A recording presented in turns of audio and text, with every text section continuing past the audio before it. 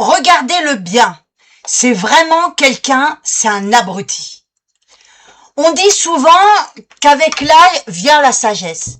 Eh bien, apparemment, ce n'est pas automatique. Un homme présenté comme un touriste irlandais se retrouve dans un supermarché face à un couple de touristes australiens juifs. Ces personnes font leurs courses, elles ne lui ont rien fait. Et cet homme décide pourtant de les prendre à partie, de tenir des propos antisémites et d'aller jusqu'à les menacer de mort. Alors je vais être très clair. À quel moment votre cerveau s'est-il arrêté de fonctionner? Vous avez devant vous deux êtres humains. Pas un gouvernement, pas une armée, pas un parti politique, pas les responsables d'une guerre. Deux personnes qui font leurs courses. Et parce qu'elles sont juives, vous décidez qu'elles doivent répondre de ce qui se passe à des milliers de kilomètres. C'est ça, votre intelligence? C'est ça, votre conscience? Vous pouvez avoir 20, 50, 70 ans, l'âge ne donne manifestement pas automatiquement la sagesse. Menacer quelqu'un simplement parce qu'il est juif, musulman, chrétien ou appartient à une autre communauté, ce n'est pas avoir une opinion publique. C'est ni plus ni moins de la haine. Vous voulez critiquer le gouvernement israélien? Critiquez-le. Vous voulez défendre les Palestiniens? Allez en Palestine, défendez-les.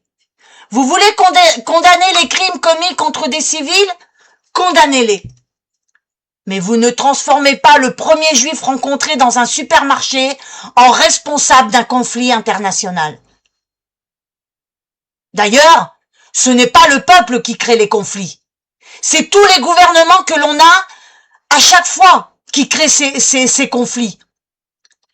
Et ils incluent les peuples dedans.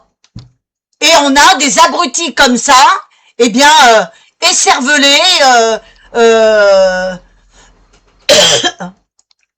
qui sont complètement à la ramasse, qui ne réfléchissent pas.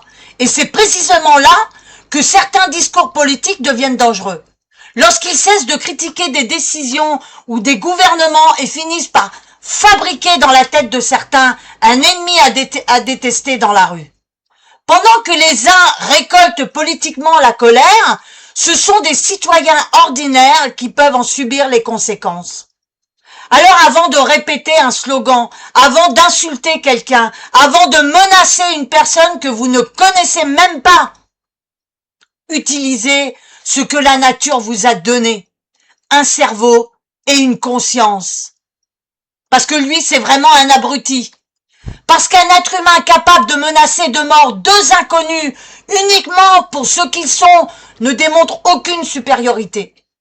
Il démontre simplement jusqu'où peut conduire la haine lorsqu'on arrête de penser par soi-même. Et ça, quelle que soit votre opinion sur Israël ou la Palestine, nous ne devons jamais, jamais, jamais l'accepter. Ceux qui veulent défendre la Palestine, allez en Palestine. C'est pas assis sur votre canapé que vous allez défendre les Palestiniens. C'est facile de parler, c'est facile de critiquer, c'est facile de vouloir tuer quelqu'un parce qu'en France, vous savez très bien qu'il n'y a pas de sanctions. Donc c'est facile, mais allez là-bas en Palestine défendre ces gens et on va voir si vous allez avoir le courage de y aller.